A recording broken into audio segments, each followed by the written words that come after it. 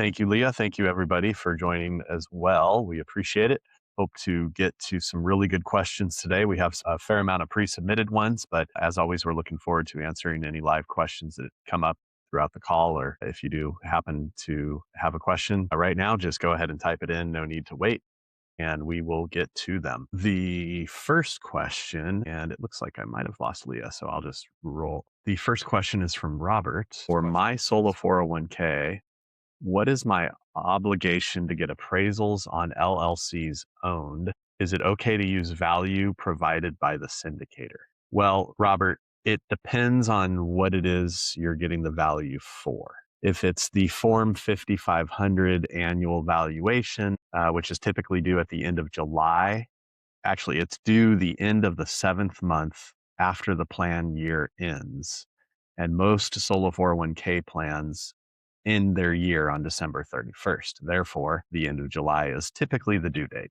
Sometimes there's a different date on the solo 401k, but usually not. So if you're talking about the 5500, the valuation, since this is not a taxable event, you're okay to just use either the principal investment amount or what's reported on the K1s. Talk to your CPA to verify if you are concerned about this, but it's not a taxable event. Now, if this is a taxable event, i.e. a distribution of the asset to yourself or a Roth conversion, then you do need to get an actual third-party appraisal valuation report that you would keep on file for in case the IRS comes knocking. But for the 5500, it's not necessary. All right. Hope that answers your question, Robert. Thank you for that. And then Leah, are you there? Yes. Our next Okay. question is from Jacqueline. She's asking, can a solo 401k hold mortgage notes?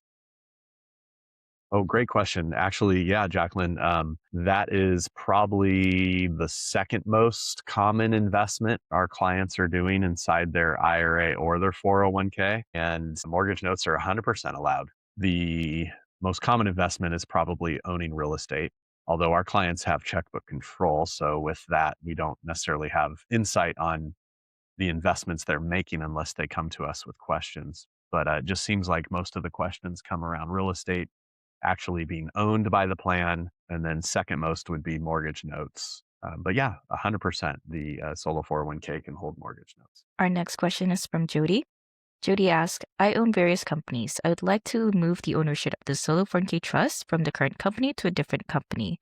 How difficult is this, and what flags, if any, would it raise at the IRS? Yeah, Jody, thanks for the question. So first of all, the solo 401k can be adopted by any company that you own, which means if for some reason you're moving the adoption from one company to another, that's fine. We can amend the plan to reflect a new adopting business. This is not a red flag or even close to it with the IRS. This happens all the time. Similar to you going from one employer to another and then participating in their 401k plan. It's almost the same thing, except in this situation, obviously, it's the same 401k plan that's just being moved from the adoption under one employer to another employer. So not a problem. I recommend you talk to your tax advisor about this before you move forward with it, in the sense of maybe there's a way to structure your business, assuming the initial adopting business is not just going away, so that you can have maybe more than one stream of income that's participating in the same 401k plan. And feel free to book a call with us offline so we can talk through your specific situation. But changing the adopting business is not in any way, shape, or form going to cause a red flag with the IRS or any other issue. Other than, last point, other than if the business is changing from a tax filing standpoint, single member LLC, full prop to S corp, that's obviously going to change the way the contributions work. But other than that, none of this is going to raise any flags with the IRS. Our next question is from Cheryl. Does the LLC that's holding the SEP IRA have to file a tax return when distributions are made? Cheryl, thanks for the question. We don't do SEP IRAs here at Sense Financial. However, the SEP IRA works in a very similar manner as the checkbook IRA and solo 401k in a lot of ways. But the question is, does the LLC that's holding the SEP IRA? So I'm not sure the question is accurate, because the SEP IRA could be, I assume you mean your LLC is in your business that is sponsoring the SEP, the self-employment pension. It's what SEP stands for. I assume that's what you're asking about. Does the LLC that's filing or that's holding the SEP or sponsoring the SEP, so to speak, have to file a tax return when distributions are made? Distribution from a retirement account, 1099, that income is being reported on your personal 1040. So the answer to your question, if I'm understanding it correctly, is no, it does not. Is asking, what are all the things that you can invest in with your Soul 401k or solo IRA? Yeah, great question, Corolla. Appreciate it. First of all, it's impossible to create an exhaustive list because there's just too many investment options out there. As many people as there are, and as creative as people can get, are as many options as there are. So virtually unlimited. The IRS only tells you what you cannot invest in. In a solo 401k, that is S corporation stock, because you must be a person to be part of an S corporation. And don't misunderstand me. An S corporation can adopt a solo 401k plan. That's not what I'm talking about. I'm talking about what the solo 401k plan can invest into. Okay, so S Corp stock, collectibles, and then life insurance in an IRA. And of course, the plan cannot transact with you or your immediate family because you're disqualified parties. That would be a prohibited transaction. So outside of those things, again, S Corp stock, collectibles, and life insurance in an IRA, the sky is the limit. Now, these plans are designed to be invested passively. So if you get into them running or owning an active business or conducting active business, like flipping a ton of real estate or owning Buffalo Wild Wings, it's not a passive investment, then you're going to trigger an unrelated business income tax that the plan is going to have to pay. Next Good question. question is from The next question is from Gloria. She's asking, when is the Form 5500 due and what happens if you forget to do it? Oh, yeah, great question. And I think I covered when it's due earlier, the end of the seventh month, typically the end of July. Unless you're terminating a plan, then you need to file a final Form 5500, whether you filed it in the past or not, when you terminate. So that would not be due at the end of the seventh month after the plan year ends, because that's a specific situation tied to a termination of your solo 401k. But annually, the end of July is typically the answer to that question. And then if you forget to do it and you're late, the IRS can tack on a penalty of up to $250 per day, not to exceed a total of $150,000. So the penalties are very draconian, if you will. So don't be late. Now, there is a process you can go through to request a stay of execution, if you will, to request a waiver of the penalties. And my understanding in talking to people who have gone through this is that there's a pretty high success rate with getting that accepted. But I recommend you don't put yourself in that situation to have to request it. Randy is asking, if you have a Soul 401k through Sense Financial, can you add other traditional IRA money that you have at another institution to the amount that you have at Sense Financial so that all of it is in one place? Great question, Randy. So when it comes to rolling in existing retirement funds to a 401k, the only exception is the Roth IRA. That's the only type of retirement funds that cannot move into a 401k. Roth 401k, Roth IB, those are okay to roll into directly, no taxes or penalties, into a 401k. All right. So traditional IRA, to answer your question, can absolutely roll into your 401k, just not Roth IRA. In fact, we have a lot of clients who consolidate all these plans they have into one solo 401k because it accepts all those different types of funds, again, with the exception of the Roth IRA. If somebody wants to self-direct a Roth IRA, the only option is a self-directed Roth IRA. Our next question is from Carl. Will I have to terminate my Soul 401k plan when I retire? Well, Carl, yes, you will if you are no longer going to maintain any self-employment activity. If you're a sole proprietor and you're not terminating an LLC or a corporation of any sort, then it's easier, of course, to maintain some self-employment activity as a sole proprietor because you're simply filing a Schedule C. But yeah, if you officially retire and you have no more legitimate self-employment activity, then you will need to terminate the plan. And let me talk a little more about that. When you terminate the plan, you have two options. You have three options. One, you can distribute all the assets to yourself. Obviously, if that's traditional, there's going to be taxes. If it's Roth, there's no taxes, assuming you're over 59 and a half in both situations and you've had the Roth for at least 5 years. The other option, so that's option one, distribute everything. The other option is roll everything into an IRA. And then underneath that, there's two options, right? Because you have a self-directed IRA. So if you want to continue to invest in non-Wall Street assets like real estate, precious metals, private lending, et cetera, then you need a self-directed IRA. If you want to just go back into Wall Street, then you can just go to Vanguard or Fidelity or Schwab or wherever and roll the cash from the Solo 401k into that IRA. And the caveat is if you have, because a Solo 401k has a Roth component and a traditional pre-tax component built into it. So if you have Roth and traditional funds in the Solo 401k, you're talking about rolling into two separate IRAs, one Roth, one traditional. Doesn't matter if it's self-directed or not. You could have the self-directed Roth IRA and the regular, more traditional style IRA at Vanguard that's just investing in the stock market. It's completely up to you. Doing that rollover from the 401k to an IRA is a non-taxable, no penalty type of event. But essentially, those are your options. Carl is also asking, I have planned investments at Charles Schwab, and I also have a small IRA from years ago.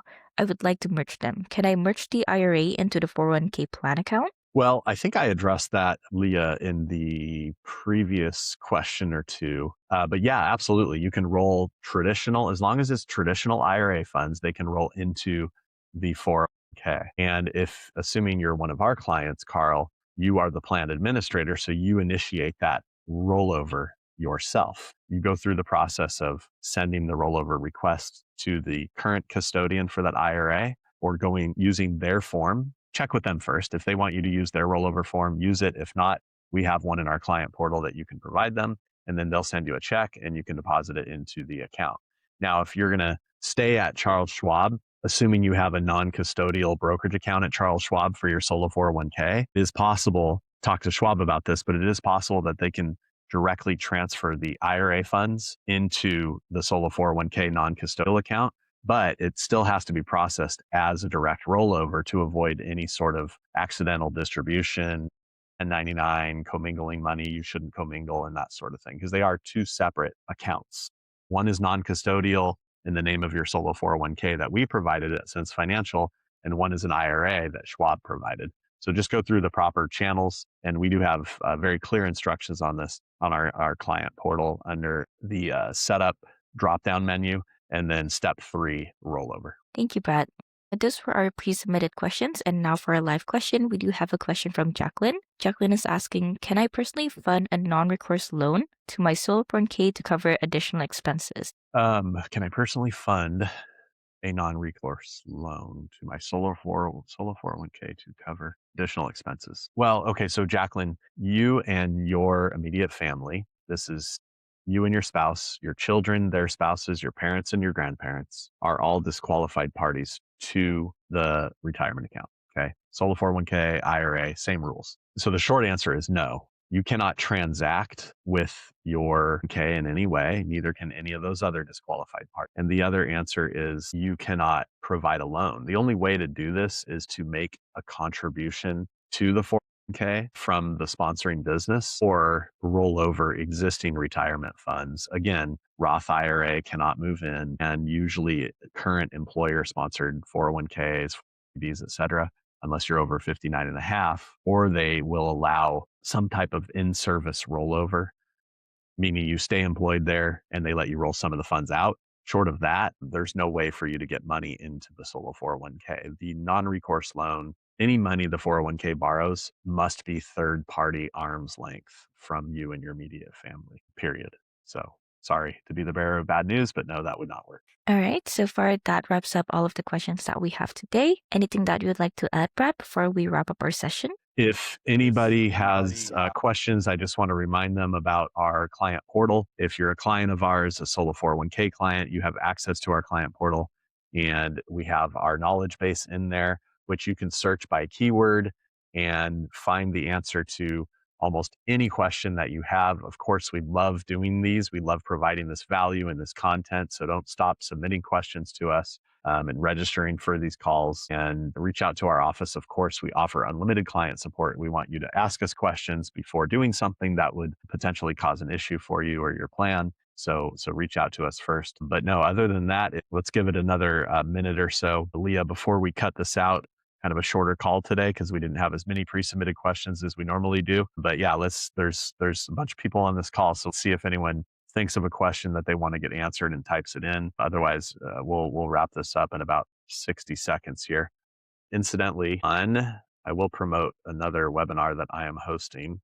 Let me just make sure I get the date right. On February 19th, we are going to have guests speaking about private lending. They'll talk more about this in detail, but essentially they raise money to invest in a mortgage fund. And this mortgage fund actually focuses on loans that are in the Midwest primarily, where the loan amount is actually much lower, like the individual loan amount. And you as an investor would not necessarily worry about the individual loans because your money is being pooled into this debt fund with a bunch of other investors' money. And then that company that's providing that opportunity for you or for the investors is actually conducting the individual loans. And the loan $1,000, which is not a lot of money for each loan, sometimes even less, but loan amount is lower, the interest rates tend to be higher. And because of this, and because they're primarily operating in the markets where most investors actually don't bother with because the loan amounts are so low, they're able to command a higher interest rate, more points. And so they're able to get their investors a much higher return as a result. So in our latest newsletter that went out last week, I think it was Thursday or Friday, which everybody who's in our system, potentially on this call, should have received. If you scroll to the bottom of that email, there's a registration link for that, and you can register for it. Again, that webinar will be on February 18th at 11 a.m. Pacific time. So check it out. It's going to be good. I'm looking forward to it. Leah, it looks like nobody else has any more questions, so we can probably just wrap it up a little earlier than normal. Everybody, oh wait, Gustavo, he saved the day for everybody and came up with a question. Let's see. Now Carl's got a question too. Okay, let's go. All right, Gustavo's asking, the forms you provide on your website to keep track of transactions are very helpful. Can we create our own ones if the ones you provide don't meet our needs? Gustavo, thank you for that feedback. We aim to provide everything needed to administer as the plan administrator, to maintain and administer the plan 100%. Create your own if you want. Absolutely. Not a problem. And then Carl's asking, go ahead, Leah. Yes, Carl is asking, I have a sole foreign case self-directed. Since the documents, I turned 73 this year and I will have to begin the RMDs. I am still self-employed and making income. I can continue to make contributions that would essentially offset the RMD. Yeah, that sounds logical to me. Obviously, Carl, thank you for being a client of ours, but check with your tax advisor just to make sure that all lines up. But yeah, definitely plan for RMDs accordingly. You're turning 73 this year, so hopefully you have enough cash inside the plan to satisfy the RMDs. If not, you can liquidate some of the assets or contribute or distribute assets to yourself as well to satisfy RMD. But yeah, you can still contribute if you're self-employed, not a problem. Good question, good point. All right. And I think that wraps up all of the questions that we have for today. Thank you so much, everyone, for joining us. And thank you, Brad, for answering all of those questions. We are excited to have you for our next webinar. Please tune in.